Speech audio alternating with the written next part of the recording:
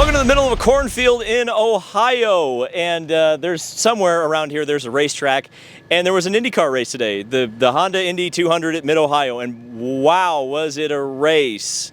It was a race, and then it was actually a race. It was really exciting at the end. Something happened, something different happened.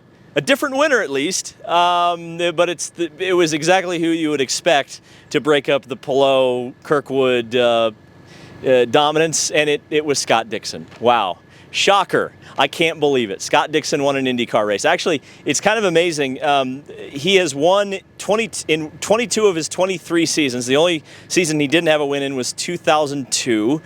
He's had a 21-year streak of consecutive race victories in a season, which is unheard of. I believe he's 8 wins now away from A.J. Foyt on the all-time win list, which, is it attainable? Well, I spoke to Scott Dixon about that, and I also spoke to Mike Hull about the season that Chip Ganassie is having this year, because it has been exceptional. Mike, you just mentioned it. One team. That's a motto that's used in Chip Ganassie racing a lot. Scott mentioned it. This is a pretty exceptional year for Chip Ganassie racing. I know there's been some struggles on the 9 car, but Scott mentioned Vassar, Zanardi, Dario. Where does this season rank as the one team Chip Ganassie racing? Wow. Each of those teams had their own personality, even though it's one team. I've worked on Scott's car for 20 plus years. So on race day, I'm all about Scott. If he doesn't win, I'm really upset.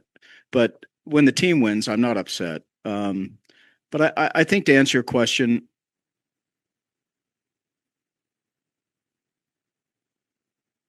I think winning is the byproduct of teamwork which is totally unselfish. And that goes back to Chip when I first went to work for Chip, which was 33 years ago. He is all about making sure that everybody shares equally in the good and the bad, and understands how to improve every day no matter what happens, and understands priority more than what people realize. And he works hard to build blocks one at a time. He's not that ferocious guy that some people think that he is. He's exactly the opposite. And frankly, when I went to work for him, he was so volcanic. And I just did my job. But it's worked out so well here for all of us, including Scott, that's been with us for a long time as a race driver. How often do you see that in motor racing? You don't see that. Even, in NASCAR teams where they stick together, you don't see that. This is a great situation, and it's a reflection of who Chip is. Real quick one for Scott. I know you don't really look at the overall rankings all that much, but you are closing in on A.J. Foyt. Is that an attainable goal? Well, if you have a season like Alex is having, sure. We'd be almost there. But yeah, I don't know. We'll keep knocking on the door. It's yeah, some years are tougher than others, and some years, things kind of just roll your way, and you keep, wins just come a little easier. So, we'll see, man. We'll see where it ends up. And obviously stats, like I've said many a times, are something that you can look at and when you're done with the sport, and hopefully you're happy with them. And let's take a look at the race results for today's race at Mid-Ohio. It's Scott Dixon going back to victory lane at Mid-Ohio. I believe it's the team's 13th win here or something like that. It's a ridiculous streak by the Ganassie team. Alex Palou in second place. Looked like he was going to win it. It still looked like he was going to be able to challenge Scott Dixon, but Alex Palou had to settle for second, 4 tenths behind the race. Christian Lundgaard was Chevy's best hope today, but he really wasn't much hope at all. 2 seconds was about as close as he really ever got to the lead, and that was the margin for Christian Lundgaard. Colton Herta managed to finish 4th, had a bad pit stop, probably would have been in podium contention. Otherwise, we spoke to him after the race, as well as Pato O'Ward, who ran out of fuel coming across the start-finish line, but the defending winner here at Mid-Ohio picks up a top 5 finish. In fact, we spoke to Felix Rosenquist as well. We have 4th through 6th on the record. Felix had a good day. Definitely moved up some spots, but he wasn't the biggest mover on the day. His teammate Marcus Armstrong rounding out coming in the 7th position. Kyle Kirkwood had a bit of a an anonymous day today, I would say. Started in the finished in the 8th position, started 7th. Rinus VeeKay, the biggest mover today, 26th to 9th. Incredible for Rinus. We spoke to him as well after the race. Kiffin Simpson, was on track for a podium finish, but ironically hit Rinus VeeKay's crew member in the pits, and that set him back.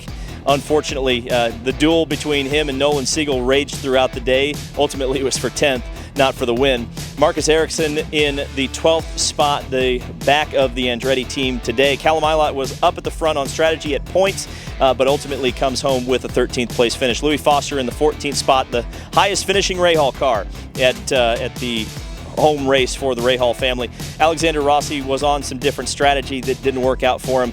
Santino Ferrucci made some headlines today, and it was for shoving Connor Daly off of the track. He received a penalty for that. And unfortunately, they didn't find each other after the race. Otherwise, I think there would have been a fight. David Malukas in the 17th spot, Stingray Robb in 18th. Connor Daly, we just mentioned him. Not a very happy puppy after the race. We'll put it that way. 19th for the Juncos driver. Devlin DeFrancesco in 20th. Robert Schwartzman in 21st. Jacob Abel in the 22nd spot. Scott McLaughlin, 1 lap behind the race in 23rd. He is the highest finishing Penske in the field. Graham Rahal was nerfed off at the first corner and finished the race, but 1 lap behind. Christian Rasmussen had some mechanical issues. Will Power had some serious mechanical issues. Fire out the back of his Chevrolet-powered car. And Joseph Newgarden locked the brakes up going into the first corner and crashed out of the race. So I mentioned it. Got a whole bunch of interviews we got after the race. Some good insight. Here they are. Hot race. Strategies flipped twice. It was really fun race for me. Really fun race. The guys over here at our McLaren, number 5, they did a great job. Good strategy, good pit stops. My race engineer thought we were hosed there in the middle of the race. No, bro, we're all right. We're all right. It's such a difference when you have this, when you have the confidence to place the car where you want, attack where you need in order to gain positions. It's been a while since I felt this way in a race where, apart from an oval, I would say, apart from thermal maybe, we've really struggled to just get the car and able to fight our way up. Even if we qualify at the back, I wasn't really worried today because, this car was a race winning car. Shot ourselves in the foot yesterday in qualifying. We were a little bit compromised when we have a bit of a refueling issue to get an actual run on the Reds, and we were just around cars that were already on sequence and didn't quite get a good chance there. So that was a shame because I thought we were as good as we were last year. So all in all, great recovery. Almost didn't make it there in the end, so I had to let Colton by, but top 5. It's a very solid run with how the race went today. We're all happy. I moved up 1 spot, I guess, in the starting position. Although I think we really should have qualified 3rd yesterday. I dropped the ball on that. So I think our race looks a little bit different if I do that. I don't think I'm stuck behind Kiffin and Siegel in the first stint because I think they lacked pace to the top 3, and I think I was more of the pace of Alex and Lundgaard. But we were able to get by them about halfway through, and then from there on, I saw what lap the yellow came on. I was like, oh shoot, this is just gonna split strategies down the middle because whatever, half of the cars in the back of the field are gonna pit and they're just gonna go 1 stop from the end at that point. And we are just going to have to be fast enough to do it on 2 more stops. And unfortunately, it didn't seem like, I don't think any of us were fast enough, right? Dixon won on the... Palou threw it away. Oh, he did? Yeah, he ran off the track twice in 1 lap. About 4 to go. Yeah. Palou was going to win it on strategy. I can't say I feel bad for him. He's been pretty faultless. I'm surprised that he's made a mistake, So, so I guess it's a toss-up. It's a fun race. It was a fun one. It was hot. It was so hard, especially for us on the 3-stop. I'm so dead. I don't even know. It's hard for me to put words together right now. Pretty good. Starting in P15. Shit at qualifying yesterday. I was kind of bummed about that. And we didn't have the best tire situation either, so we tried to make the blocks. We were really fast on the blocks. Went for the 2-stop. I'm not sure how many people did it. Dixon did it, and we started on blacks. We went long, so we naturally kind of fell into the two-stopper, and it wasn't too hard on the fuel, but definitely had a tough stint on the reds. But yeah, you know, P15 to P6, so definitely said that's a good recovery at Mid-Ohio, especially. You know, this track has been historically tricky to go forward, so I think we definitely maximized our starting position. Yeah, just got to qualify better. Yeah, it was hard. It was a tough race. There were a lot of cars pushing me in my mirrors all race, which it makes it hard to keep, you know, to be nice to the fuel number at that point. But hit the fuel number well. Had a really good call on when I think it was Rasmussen stopped in turn 9. I called on the radio. I'm like, "Hey, it might go yellow," and he called me in right away. Exit the pit lane with yellow, so that was perfect. Cycled to the front, or top 12, I think. And kept great pace from there. We did well on strategy and everything after that. Unfortunately, Kiffin kind of stalled into my box slightly, so made my approach into the box a little bit hard on the final stop. Lost some time there, and I think he hit my outside tire changer. Might have a broken ankle, but anyway, could have been a lot worse. So haven't talked to him. Hope he's well. And yeah, I mean, another top 10. Justin's biggest movers. So again, finishing 9th. Being the biggest mover, so pretty nice. So it was a race that looked like it was going to be extremely boring, and then it wasn't extremely boring because Alex Palou choked away a win today. You rarely see mistakes out of Alex Palou that cost him, and that was exactly what happened today. Got out in the marbles, tobogganed the car on the curb, and bogged it down enough that it just left enough of an opening that Scott Dixon was able to get around him, make the pass that was ultimately for the win. But Palou really tried to chase him down. It was an exciting finish to a race that I would say was mid at best. Boy, oh boy, there was some points where my eyes glazed over, and I supposedly like this. So I don't know what they need to do here at Mid-Ohio. I wish it wasn't so reliant on the strategy. And Scott Dixon even mentioned in the press conference the changes to turn 4, which typically have been some of the best passing areas on the track. The corners have been sped up a little bit, so it's actually hurt the racing a little bit, the racing product. Team Penske, I mentioned it. This is one of the worst days they've ever had, probably at a racetrack. In terms of just an overall team performance, the engine failure for Will Power, the crash at turn 1 for Joseph Newgarden, and Scott McLaughlin just being completely off the pace all day. Not shocking because they've been bad all weekend, but certainly it looks like the chickens are starting to come home to roost for Team Penske with all of the firings and the changes that they have made. Obviously, they'll be looking to recover at Iowa, and I think that's a racetrack that Team Penske has excelled at in the past, and certainly if the notebook from last year still applies this year, then you'd certainly hope that Team Penske will have a good day or a good 2 days at the doubleheader at Iowa. But you know, this has kind of created a bit of a discussion now, I think, in IndyCar that needs to be had, which is the balance of power in terms of the engine manufacturers, with Penske kind of falling by the wayside, has completely shifted in this favor of Honda.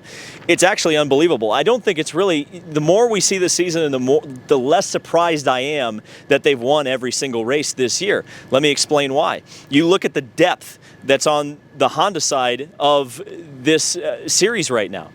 So if Ganassie can't win, and Ganassie does a whole lot of winning, well, if Ganassie doesn't win, it's going to be Andretti. And if Andretti doesn't win, well, then Meyer-Shank can win a race. And if Meyer-Shank can't win a race, then maybe Rahal can sneak in there. And you look at the Chevy depth chart, and what have we seen with Penske just completely falling out of contention? Well, McLaren is there. They're now the top Chevy team, I would probably argue to say. And they can't get it done. So, I think we're all kind of anticipating that Iowa is going to be a race that will favor Chevrolet-powered cars. But man, we probably would have said that about Gateway too. And then you start to say, okay, if let's say Honda doubles up at Iowa, what's the next opportunity for Chevy to win a race? Because the Honda's definitely better on the street courses. So Toronto, probably going to be a Honda win. Then you go on after that to Laguna Seca, which is an Alex Palou, Colton Herta track. Scott Dixon in there. Sure, Joseph Newgarden had a win about 5 years ago there, but you just start going down the list and you start asking that question, is it going to be a total sweep this year? And that would be certainly historic. I mean, hell, Alex Palou, if he would have won today, would have won 7 out of the first 10 races, which I can't even remember the last time we saw something like that happen. So I guess, thankfully, we've had 3 winners this year and not just 2. But wow, Iowa, probably going to be a parade, but we'll be there and we'll be covering it, and it'll be a lot of fun. Hopefully. I hope you guys are enjoying the coverage. Thank you guys so much for watching. Thank you to Kyle and the whole Cuthbertson family for their hospitality this weekend. The barbecue is great. Check out Cub Country Barbecue. And also, we'll be having our shirts at Iowa. People have been asking about that. You can also get them online at gutswear.com if you will not be at an IndyCar race in the next few weeks. So thank you guys so much for watching. This has been David Land on YouTube, and we will see you in another cornfield in Iowa.